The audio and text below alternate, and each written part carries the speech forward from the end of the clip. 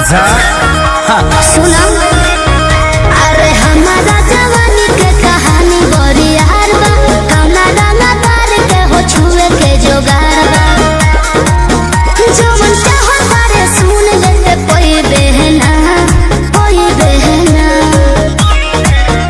एहे बबुआ के खुश करके जाई देना, तयारा में दोबारा फिर वही देना। अच्छा तयारा में दोबारा फिर वही देना।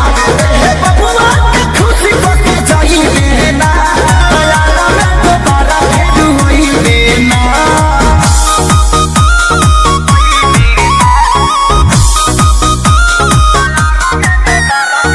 Music by Arya Sharma. चढ़ो तारे कहे स्टेजवा पे फान के, आधा जो हिरान के है आधा बबुआन के। तो जाय दी। अरे ऐसे जन बोला कौन बात के निशाबा, तोहरा में ये जान सब जात के हिस्सा बा। खाली देखे के देख छुए कोई देना बुझले। एहे बबुआ के खुश करके जाई देना, तयारा में दोबारा फिर वही देना। अच्छा हो, तयारा में दोबारा फिर वही देना। एहे बबुआ के खुश करके जाई देना, तयारा में दोबारा फिर वही देना। अरे टेंशन मत ले।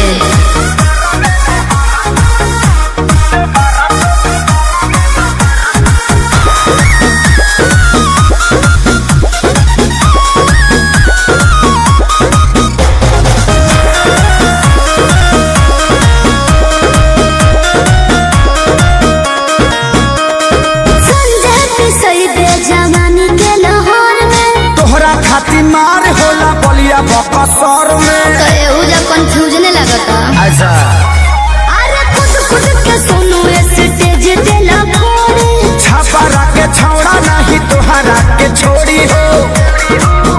ई जवानी तो खेसारी लूट कोई बहना अच्छा एहे बबुआ के खुश करके जाई देना, तयारा में दोबारा फिर वही देना।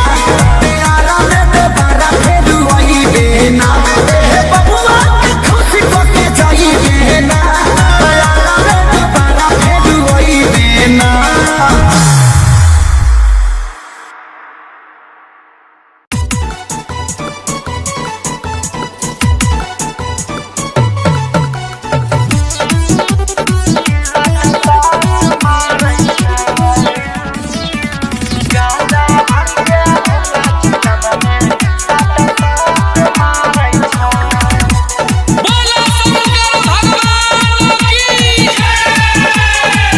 जब से आइला ई सावन महीना, गर्दन में शोभे नगीना।